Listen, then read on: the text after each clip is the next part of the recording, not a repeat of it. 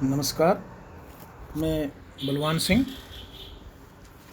जब जनता बगावत करती है 1857 और उसके बाद, ये कक्षा 8वीं की इतिहास की पाठ्य पुस्तक का 5वां अध्याय है। इसका एक भाग मैं पहले वाली वीडियो में करवा चुका हूँ। आज इसका उससे आगे का भाग करेंगे। ये पाठ जो है कक्षा 8वीं के लिए तो बहुत महत्वपूर्ण है ही है, बाकी प्रतियोगी परीक्षाओं की तैयारी करने वालों के लिए भी बहुत महत्वपूर्ण है, क्योंकि हर परीक्षा में इसमें से प्रश्न पूछे जाते हैं।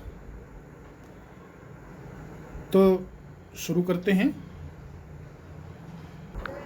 यद्यपि शासक और प्रजा के बीच संघर्ष होना कोई अनोखी बात नहीं होती, लेकिन कभी कभी ये जो संघर्ष है वो इतना फैल जाता है कि राज्य की सत्ता छिन्न भिन्न हो जाती है।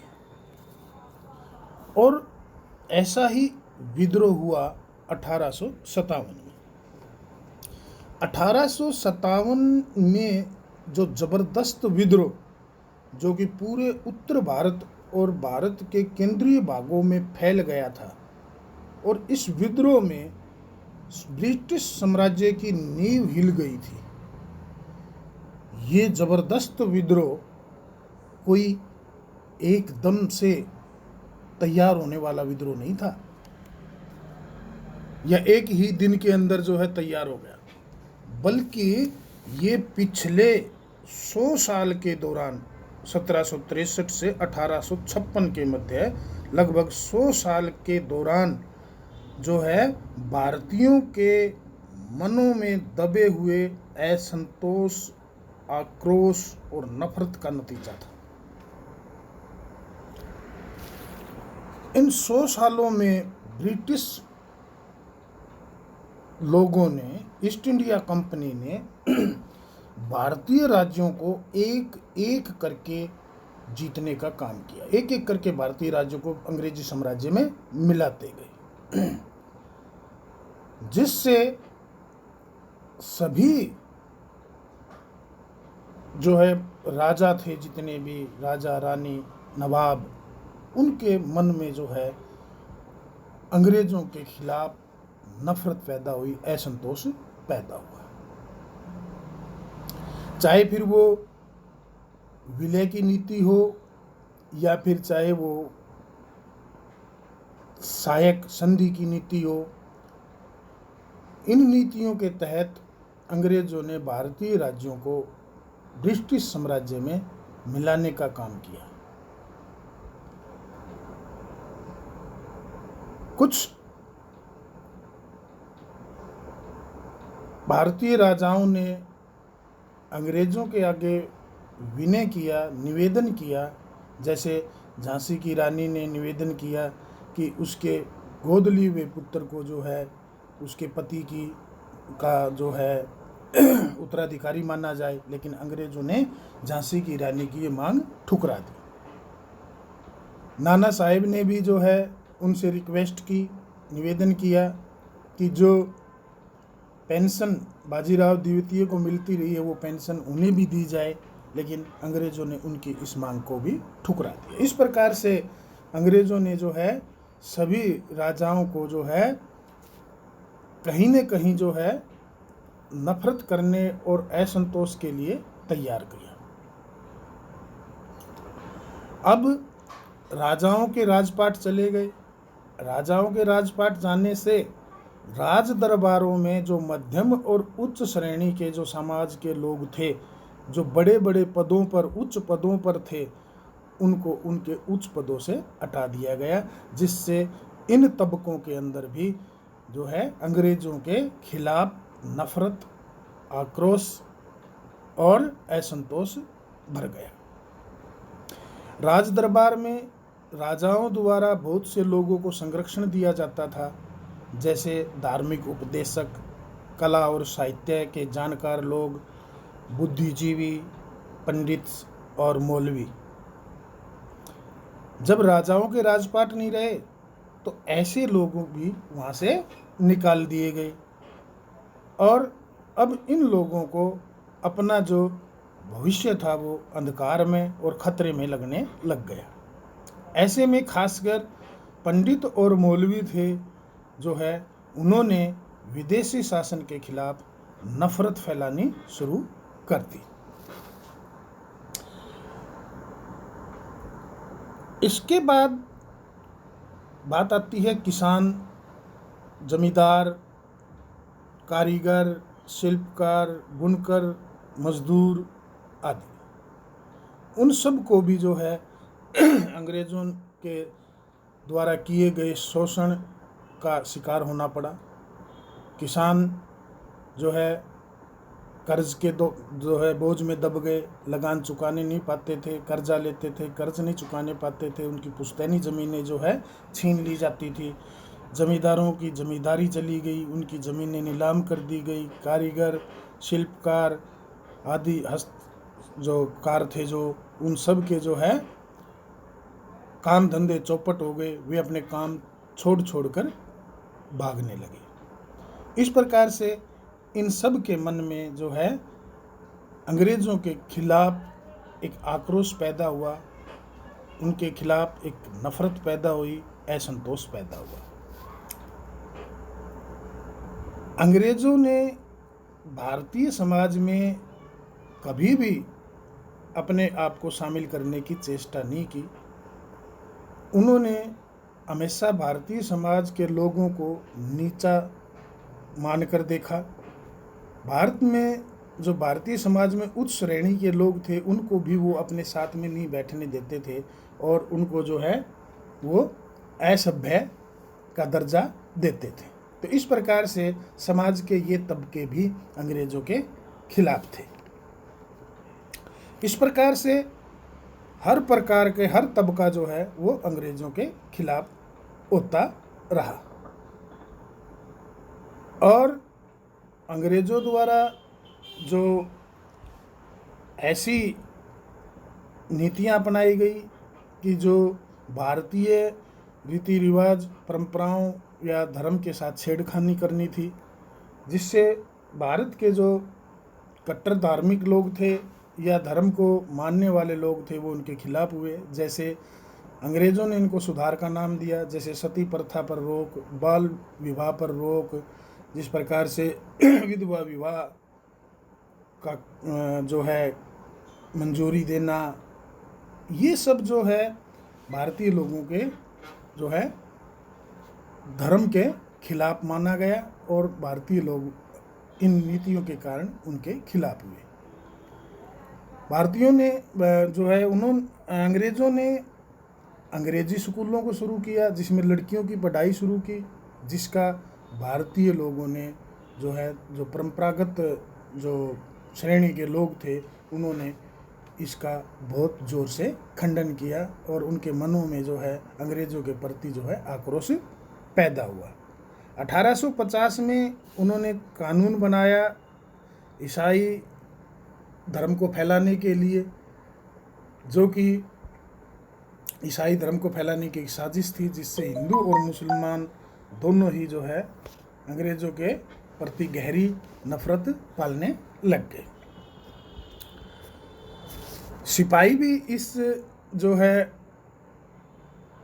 आक्रोश से अलग नहीं रहे। सिपाहियों के मन में भी जो है ऐसा ही आक्रोश था, क्योंकि सिपाहियों को बहुत ही कम वेतन दिया जाता था, उनको भत्ते नहीं दिए जाते थे उनको जो है विदेशों में जो सेवा की जाती थी उनको उनके भत्ते नहीं दिए जाते थे। सेना के अंदर सबसे बड़ा पद केवल सूबेदार का होता था, सूबेदार से ऊपर भारतीयों के पद नहीं होते थे। 60 से 70 रुपए महीना मैक्सिमम अधिकतम जो है वेतन होता था। और जो है अंग्रेज़ अधिकारी जो है भारतीय जो सिपाही होते थे उनको बहुत ही घटिया ढंग से उनके साथ व्यवहार करते थे, उनको सूअर तक जो है बोलते थे। और फिर उस समय की सामाजिक व्यवस्था में जाति व्यवस्था बहुत ही गहरे तक थी और सेना में जो है ये आदेश दे दिया गया था कि सैनिक जो है, सिपाही जो है, वो जाति के अनुसार जो है ड्रेस नहीं पहनेंगे, अर्थात ऐसी ड्रेस या ऐसा कोई भी निशान नहीं होगा जिससे उनकी जाति का पता चले, जैसे कि दाढ़ी है या पगड़ी है या और कुछ। इससे भी जो है जो सैनिक थे वे काफ़ी गुस्से में थे। ऐसा नहीं हुआ कि विद्रोह पहले नहीं हुए, विद्रोह पहले भी हुए थे। जैसे कि पहला विद्रोह सेना के अंदर 1764 में, जिसमें 30 सिपाहियों को अंग्रेज़ों ने बंदूक से उड़ा दिया, जो कि बंगाल में ही हुआ था। 1806 में बेल्लोर में हुआ था सिपाही विद्रोह, जिसके अंदर सैकड़ों लोग मारे गए थे। 1824 में जो है बैरकपुर में जो 47वीं रेजिमेंट थी उसने विद्रोह किया था, जब उनको समुद्र के रास्ते बर्मा जाने का आदेश दिया था और उन्होंने इस आदेश को मानने से इनकार कर दिया था, क्योंकि समुद्र को पार करना समझो कि अपने धर्म को मलिन करना है, धर्म भ्रष्ट करना है। और उस सेना को भंग कर दिया गया था तथा निहत्थे लोगों पर तोपों से हमले करवाए गए थे और उनके नेता को फांसी दे दी गई थी। ऐसा ही एक विद्रोह 1844 में 7वीं बटालियन में हुआ था, जो कि वेतन और भत्तों के लिए हुआ था। और जो है इसी प्रकार से एक अफ़गानिस्तान युद्ध के दौरान अफ़गानिस्तान में जो सिपाही थे उन्होंने विद्रोह किया था वेतन और भत्तों के लिए, और उनके 2 सूबेदार थे जो एक हिंदू और एक मुस्लिम थे, उनको गोली से उड़ा दिया था। और रही सही कसर जो है वो थी अवध का अधिग्रहण। जब अवध का अधिग्रहण जब लॉर्ड डलहौजी ने करवाया तो पूरे देश के अंदर जो है अंग्रेज़ों के खिलाफ जो है नफरत पैदा हुई। और जो अवध के सिपाही थे, जिन्होंने जो कि अंग्रेज़ी सेना के वफादार थे, जिन्होंने अंग्रेज़ों की भारतीय राज्यों को अपने साम्राज्य में मिलाने में बहुत मदद की थी, अब और वे चाहते थे कि उनके राज्य को कभी भी साम्राज्य में न मिलाया जाए। अब जो है अवध को भी अंग्रेजी साम्राज्य में मिला लिया गया। अवध के 75,000 जो सैनिक थे, सिपाही थे, अब उनके अंदर एक ज़बरदस्त आक्रोश जो है अंग्रेज़ों के खिलाफ पैदा हो चुका था, क्योंकि सिपाही भी जो है आखिर किसानों के परिवार से ही आए थे और वे जो है किसान ही थे जो कि ड्रेस पहने हुए थे, सिपाही की वर्दी पहने हुए थे। इसलिए किसानों के साथ जो भी अत्याचार हो रहा था उस अत्याचार को वे भी महसूस करते थे। तो इसलिए भी सिपाहियों के अंदर जो है अंग्रेज़ों के प्रति गहरी नफरत थी।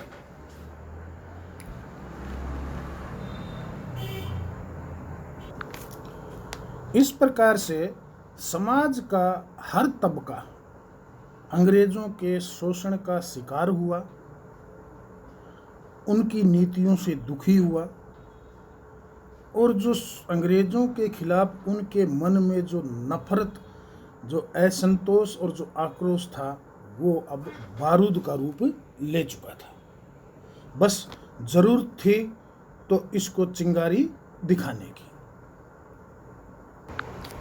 और ये चिंगारी फूटी सैनिक विद्रोह के रूप में। विद्रोह का प्रारंभ एक बंदूक की वजह से हुआ। इस बंदूक का नाम था पेंटन 1853 एनफील्ड बंदूक, जो कि ईस्ट इंडिया कंपनी द्वारा हर बटालियन में सिपाहियों को दी गई। ये बंदूक 0.57 कैलिबर की थी, जो पुरानी बंदूक जिसका नाम ब्राउन बैश था उसके मुकाबले बहुत अधिक शक्तिशाली और अचूक थी। इसके जो है हर बटालियन के लिए ट्रेनिंग शुरू की गई, सिपाहियों को प्रशिक्षण दिया जाने लगा कुछ दिन के लिए। ये बंदूक नई तकनीक की थी लेकिन कारतूस डालने की तकनीक वही पुरानी थी। कारतूस को पहले दांतों से छीलना पड़ता था, काटना पड़ता था, और फिर जो है उसको बंदूक की नली में बारूद डालनी पड़ती थी। और जो बारूद थी उसके ऊपर एक लेप था चर्बी का, ताकि जो बारूद है वो उसमें नमी ना आए। ये जो चर्बी का लेप था ये गाय और सूअर की चर्बी से मिलता जुलता था, और ये खबर फैल गई सभी जगह कि कारतूसों पर गाय और चर्बी का लेप है, जिससे हिंदू और मुस्लिम दोनों ही धर्म के सैनिकों ने इनका इस्तेमाल करने से मना कर दिया। और सबसे पहले जो इस विद्रोह का निशाना बना और जिसने शुरुआत की वो थे Mangal Pandey. Mangal Pandey east India company की 34वीं बंगाल इन्फेंट्री के सिपाही थे। 19 जुलाई 1827 में उनका जन्म हुआ था और 1849 में 22 साल की उम्र में वे जो है ईस्ट इंडिया कंपनी की सेना में भर्ती हुए थे। 29 मार्च 1857 को बैरकपुर में जो है मंगल पांडे को फांसी दे दी गई कि उन्होंने रेजिमेंट अफसर लेफ्टिनेंट बाग पर हमला करके घायल कर दिया था, इसलिए मंगल पांडे को फांसी दे दी गई। कुछ समय बाद ही, चंद दिनों बाद ही जो है मंगल पांडे को फांसी पर जब लटका दिया, जब उन्होंने इस बंदूक को चलाने से इनकार किया था, तो मेरठ में कुछ जो सिपाही थे उन्होंने भी कारतूसों के साथ अभ्यास करने से मना कर दिया, क्योंकि सिपाहियों को ऐसा लगता था कि उन पर गाय और सूअर की चर्बी है। 85 सिपाहियों को नौकरी से निकाल दिया गया। उन्हें अपने अफसरों का हुक्म न मानने के आरोप में 10-10 साल की सजा दी गई। यह 9 मई 1857 की बात है। मेरठ में तैनात दूसरे भारतीय सिपाहियों की प्रतिक्रिया बहुत ही जबरदस्त रही। 10 मई को सिपाहियों ने मेरठ की जेल पर धावा बोलकर वहां जो बंद सिपाही थे उनको छुड़वा लिया, आज़ाद करवा लिया, और उन्होंने अंग्रेज अफसरों पर हमला करके उन्हें मार गिराया। उन्होंने बंदूक और हथियार कब्जे में ले लिए और अंग्रेज़ों की इमारतों में संपत्तियों को आग के हवाले कर दिया। उन्होंने फिरंगियों के खिलाफ युद्ध का ऐलान कर दिया। सिपाही पूरे देश में अंग्रेज़ों के शासन को ख़त्म करने पर आमादा थे, लेकिन सवाल यह था कि अंग्रेज़ों के जाने के बाद देश का शासन चलाएगा कौन। सिपाहियों ने इसका भी जवाब ढूंढ लिया था। वे मुगल सम्राट बहादुर शाह जफर को देश का शासन सौंपना चाहते थे। वे चाहते थे कि इसके अंग्रेज़ों के जाने के बाद मुगल सम्राट बहादुर शाह उनका शासक बने। मेरठ के कुछ सिपाहियों की एक टोली 10 मई की रात को घोड़ों पर सवार होकर मुंह अंधेरे ही,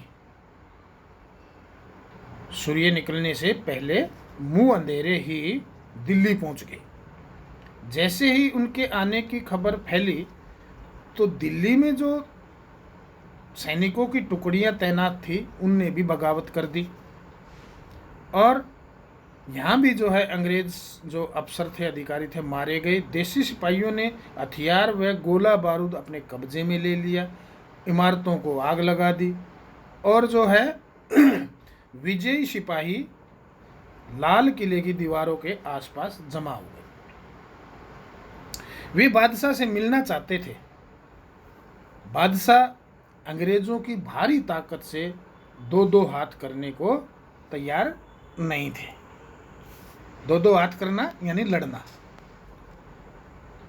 लेकिन सिपाही भी अड़े रहे। आखिरकार वे जबरन महल में घुस गए। जबरदस्ती उन्होंने महल में दाखिला कर लिया, यानी दाखिल हो गए, और उन्होंने बहादुर शाह जफर को अपना नेता घोषित कर दिया। बहादुर शाह जफर बहुत बूढ़े थे। बूढ़े बहादुर शाह को सिपाहियों की ये जो डिमांड थी माननी पड़ी। उन्होंने देश भर के मुखियाओं को, यानी देश भर के जो मुखिया थे, राजा थे, जिनके राज छिन चुके थे, और जो मुखिया थे, नवाब थे, शासक थे, उनको चिट्ठी लिखकर अंग्रेज़ों से लड़ने के लिए भारतीय राज्यों का एक संघ बनाने का आह्वान किया। अर्थात जो भारतीय राज्य थे वे सभी मिलकर लड़े, यानी एक संघ बनाए और सभी मिलकर जो है अंग्रेज़ों के खिलाफ लड़े। बहादुर शाह के इस एकमात्र कदम के गहरे परिणाम सामने आए। अंग्रेजों से पहले देश के एक बहुत बड़े हिस्से पर मुगल साम्राज्य का ही शासन था पहले, अंग्रेजों के आने से पहले, और भारत के ज़्यादातर छोटे शासक और रजवाड़े मुगल बादशाह के नाम पर ही अपने इलाकों पर शासन चलाते थे।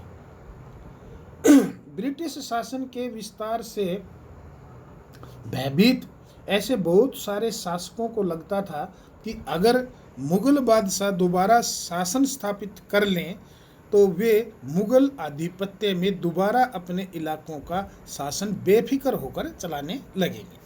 यानी मुगल आधिपत्य, मुगलों के अंडर, उनके आधिपत्य में रहकर। अंग्रेजों को इन घटनाओं की उम्मीद नहीं थी। उन्हें लगता था कि कारतूसों के मुद्दे पर पैदा हुई उथल पुथल कुछ समय में शांत हो जाएगी। लेकिन जब बहादुर शाह जफर ने बगावत को अपना समर्थन दे दिया तो स्थिति रातों रात बदल गई। अक्सर ऐसा होता है कि जब लोगों को कोई रास्ता दिखाई नहीं देता, रास्ता दिखाई देने लगता है तो उनका जो हौसला है बढ़ जाता है, उनका उत्साह भी बढ़ जाता है। जब उन्हें कोई रास्ता जो है दिखाई देने लग जाता है तो इससे उन्हें आगे बढ़ने की हिम्मत मिलती है, प्रेरणा मिलती है, उम्मीद होती है और आत्मविश्वास उनका जागता है। जब दिल्ली से अंग्रेजों के पैर उखड़ गए तो लगभग एक ही सप्ताह में, एक हफ्ते तक कहीं कोई विद्रोह नहीं हुआ।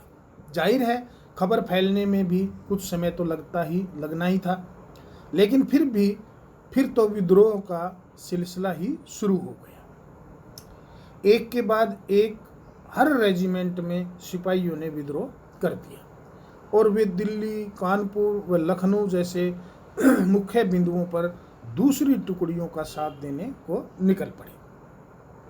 उनकी देखा देखी कस्बों और गांवों के लोग भी बगावत के रास्ते पर चलने लगे, क्योंकि जैसा कि आपको बताया कि सभी के सभी अंग्रेजों से दुखी थे। वे स्थानीय नेताओं, जमींदारों और मुखियाओं के पीछे संगठित हो गए। ये लोग अपनी सत्ता स्थापित करने और अंग्रेजों से लोहा लेने को तैयार थे। अंग्रेजों से लोहा लेना, अंग्रेजों से लड़ना और उन्हें हराना। लोहा लेना, किसी का आमना सामना होना, यानी किसी से लड़ाई करना, टकराना। स्वर्गीय पेशवा बाजीराव के दत्तक पुत्र, यानी गोद लिए हुए पुत्र नाना साहेब कानपुर के पास रहते थे। उन्होंने सेना इकट्ठी की और ब्रिटिश सैनिकों को शहर से खदेड़ दिया। उन्होंने खुद को पेशवा घोषित कर दिया। उन्होंने ऐलान किया कि वह बहादुर शाह जफर के तहत गवर्नर है, यानी उन्होंने खुद ऐसा ऐलान कर दिया कि बहादुर शाह द्वारा रखा हुआ वो गवर्नर है। और लखनऊ की गद्दी से हटा दिए गए नवाब वाजिद अली शाह के बेटे बिरजिश कदर को नया नवाब घोषित कर दिया। बिरजिस कदर ने भी बहादुर शाह जफर को अपना बादशाह मान लिया। उनकी मां बेगम हजरत महल ने अंग्रेजों के खिलाफ विद्रोह को बढ़ावा देने में बढ़ चढ़कर हिस्सा लिया। झांसी में रानी लक्ष्मीबाई भी, जो एक युवा जो रानी थी, वो भी विद्रोही सिपाहियों के साथ जा मिली। उन्होंने नाना साहब के सेनापति त्यात्या टोपे के साथ मिलकर अंग्रेजों को भारी चुनौती दी। मध्य प्रदेश के मांडला क्षेत्र में राजगढ़ की रानी अवंतीबाई लोधी ने 4000 सैनिकों की फौज तैयार की और अंग्रेजों के खिलाफ उनका नेतृत्व किया, क्योंकि ब्रिटिश शासन ने उनके राज्य के प्रशासन पर नियंत्रण कर लिया था। विद्रोही टुकड़ियों के सामने अंग्रेजों की संख्या बहुत कम थी। बहुत सारे मोर्चों पर उनकी जबरदस्त हार हुई। इससे लोगों को यकीन हो गया कि अब अंग्रेजों का शासन खत्म हो चुका है। अब लोगों को विद्रोह में कूद पड़ने का गहरा आत्मविश्वास मिल गया था। लोगों को अब और ज़्यादा उम्मीद हो गई थी। खास तौर से अवध के इलाके में चौतरफा बगावत की स्थिति थी। 6 अगस्त 1857 को लेफ्टिनेंट कर्नल टाइटलर ने अपने कमांडर इन चीफ को टेलीग्राम भेजा, जिसमें उसने अंग्रेजों के भय को व्यक्त किया था। हमारे लोग विरोधियों की संख्या और लगातार लड़ाई से थक गए हैं। एक एक गांव हमारे खिलाफ है, जमींदार भी हमारे खिलाफ खड़े हो रहे। इस प्रकार का एक टेलीग्राम भेजा था लेफ्टिनेंट कर्नल टाइटलर ने। यानी उनको लगने लग गया था कि अब भारत में उनके दिन ज़्यादा नहीं है।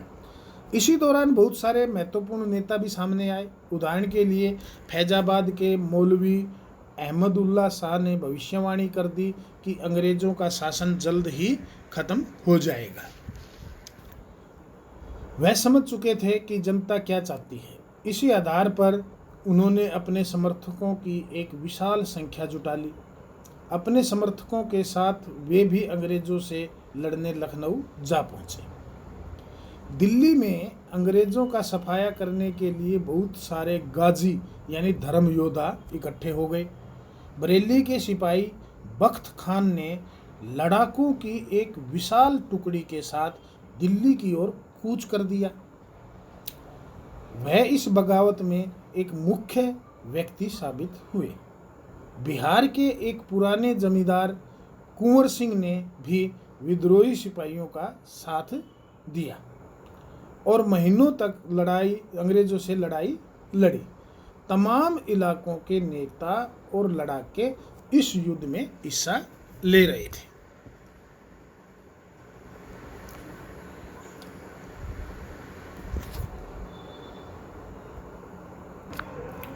इस विद्रोह में आम जनता भी पीछे नहीं रही। एक अनुमान के अनुसार अवध में अंग्रेजों के साथ लड़ाई लड़ते हुए 1,50,000 लोग मारे गए, जिनमें से 1 लाख लोग जो थे वो आम जनता थी, सिविलियन थी। इसमें कोई संदेह नहीं कि इस विद्रोह के असली नायक थे सिपाही, जिन्होंने अथाह उत्साह के साथ लड़ाई के मैदान में अपना जौहर दिखाया और हजारों सैनिक जो है वो बिना किसी स्वार्थ के जो है इसके बलि चढ़ गए, शहीद हो गए। उनका एक ही लक्ष्य था कि विदेशियों को भारत से बाहर खदेड़ना, और अपने इस लक्ष्य में वे सफल भी हो सकते थे। उनके इस देशभक्ति के संघर्ष में और उनके जो बलिदान थे वो अब धार्मिक जो पूर्वाग्रह है उनसे भी दूर हो चुके थे। जो विद्रोह कारतूसों पर लगी चर्बी के लिए शुरू हुआ था, अब इसमें अंग्रेजों को भारत से बाहर खदेड़ने के लिए भारतीय सैनिक उन्हीं कारतूसों का धड़ल्ले से इस्तेमाल कर रहे थे। ये उनकी निस्वार्थ भावना थी, उनका दृढ़ निश्चय था कि वे अंग्रेज़ों को भारत से बाहर निकालें। लेकिन ये विद्रोह सफल नहीं हो पाया। उसके पीछे बहुत सारे कारण थे जो कि अगली वीडियो में बताए जाएंगे। अगर आपको वीडियो पसंद आया हो तो इसको सब्सक्राइब ज़रूर करें और लाइक करें।